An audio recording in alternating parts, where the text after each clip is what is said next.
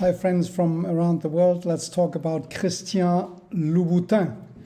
This is the famous shoemaker from France, which sells, this kind of high heel red sole shoes, which are available about, it's $700, $800, $1,000 a pair, which you, female IP lawyer, will know.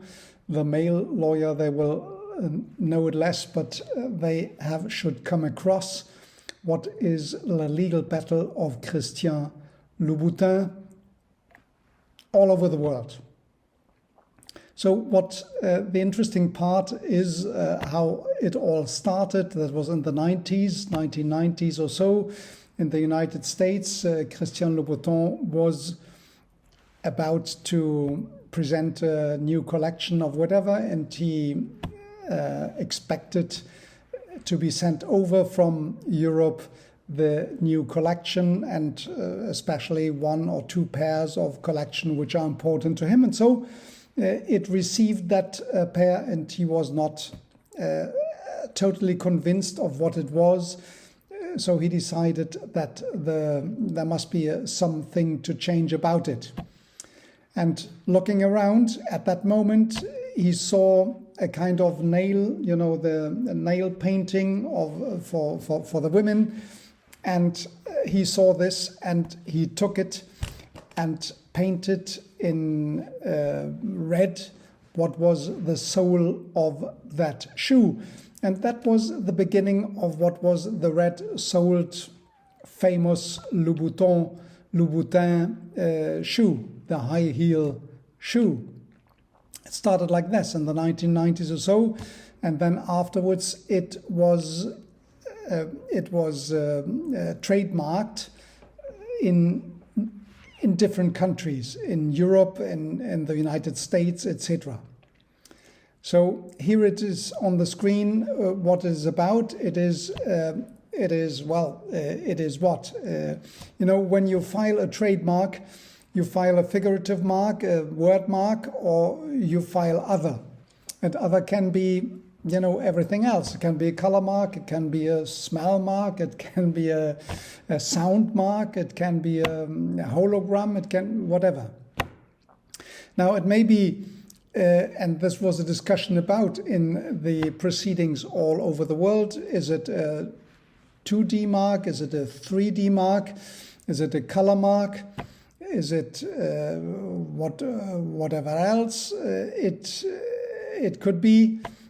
So this is not so much clear of what it is from the outset, from filing for it. Now these red sole high heel shoes, at a certain moment there was a litigation between Zara, the Spanish fashion house, and Christian Louboutin in France about a red shoe which has been presented by Zara, and it was sued by Christian Louboutin on the basis of its trademark. And it turned out that Zara won because it was too imprecise. So the trademark, so what you do or what you receive more often than not, if you are going to sue for infringement, you get an invalidity request from the other side. Though that is a classic, what you will receive if there is something you could argue about. And here it was argued about that this was too imprecise, it was not clear what it was, and I will make the history short. So Zara won. And then Christian Louboutin, it made an additional filing in order to precise more clearly what it wanted to protect. And it wanted to protect not the whole shoe. So there was a disclaimer with regard to the dotted lines, right? They wanted only the position of the color on the sole of the shoes. whereas the shoes, they change over time, right? So it is not always the same shoe which has been sold, so it is just for the demonstration on where the color would be posed. And it was Pantone, whatever number it was, so it was very clearly defined now what kind of color it was claimed as protection. Now, the second issue arose when the Christian Louboutin, it had its sole red soled color from the high heel shoes, covered right by the trademark, and there was a red shoe, overall red, but also the sole from Yves Saint Laurent. And the Christian Louboutin was not happy with that. It sued Yves Saint Laurent in that case in the United States. And it went through the different circuits there and ended up in a litigation and a judgment where it says, well, both are right in the sense that the red sole is something which is being protected as a trademark, a valid trademark in the US. There are also, why not? Yves Saint Laurent, they defended itself that this is not a valid trademark. No, the trademark was valid, but in that case, it must be that the color of the remaining shoe, of the upper part of the shoe, it must be different than it is protected as a red sole. The red sole on an overall red shoe was not, so to say, that is not the scope of protection of that shoe in the United States. But on the other hand, on second thought, it was clear for the American consumers, according to the court, that this could be a trademark. So that was the United States, and there was another issue which confronted the Christian Louboutin trademark in Europe. That was in the Netherlands. And we had a Netherlands shoe manufacturer, Haren, who wanted to protect who marketed shoes with a red sole and was sued by Christian Louboutin. Christian Louboutin had a lot of issues with regard to other manufacturers, so litigation was an important part of its business model at a certain moment. Now, this was about the trademark directive and the shape. That was about the shape. Again, is it a shape? Is it a position mark? Is it a color mark? It was not clear, and it has not been cleared up by the European Court of Justice, which was seized afterwards by the referring court in the Netherlands. Now, in my opinion, it is clearly a position mark. Why does it matter? Well, it matters afterwards with regard to the perception of the consumers. If it is a 2D or 3D mark, they would perceive the shape and would be asked, is the shape something which would be a source of origin for you, or is it the color which may be a source of origin, or is it the color with respect to the position of the color on the good, on the certain good, which is the indication of origin. Now, it was again that the European Court of Justice said, well, it is a valid trademark, and that was more or less the answer with regard to the Dutch question.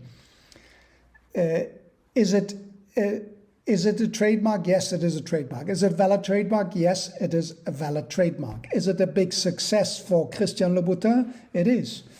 Christian Louboutin, since 2008 or 10 or so, they sell 1 million of high heel shoes with an average price of some, I don't know, some $700 or so.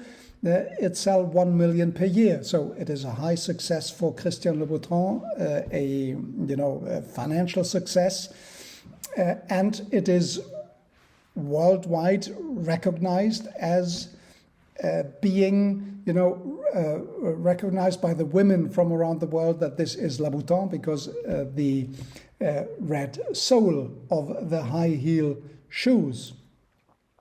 So what does it say in total to us? Well, the business strategy was something which was improvised from the beginning. That is one thing. Improvisation, the champagne has been invented by a random experience of some monk in France. So the random experiences are the most innovative ones you can ever have.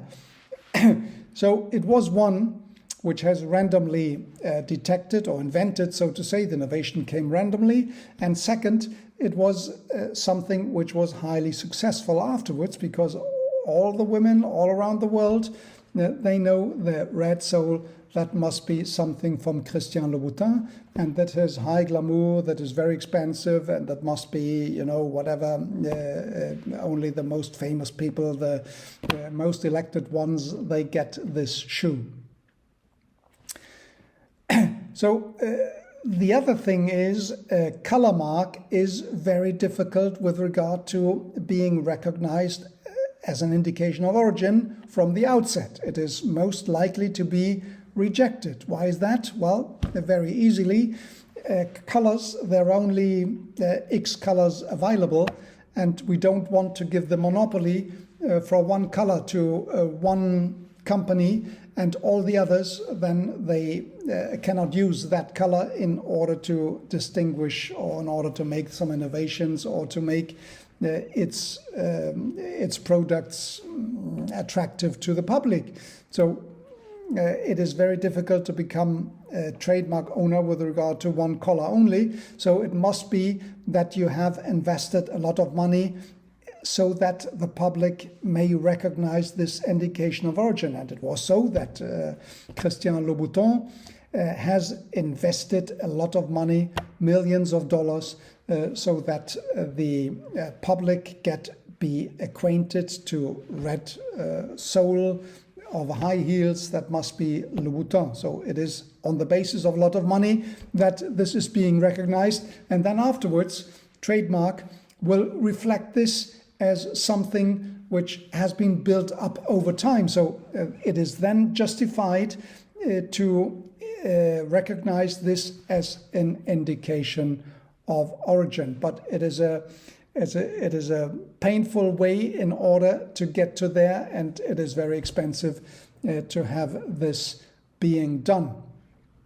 At the end, Christian Louboutin is quite happy with its trademark, but such kind of trademark is only possible to maintain through heavy litigation, because others, they want to ride, so to say, on these obvious possibilities. They will also say this is invalid because they have some angles in order to get to this. So it is a headache, a litigation headache for Christian Louboutin as well. This you have to recognize if you want to go on the path from the beginning of the color mark. So the Christian Louboutin, if you want to go through color mark in order to get to something, in order to make the indication of origin of your product, then the Christian Louboutin case would be the one to look at, to focus on, and to learn from.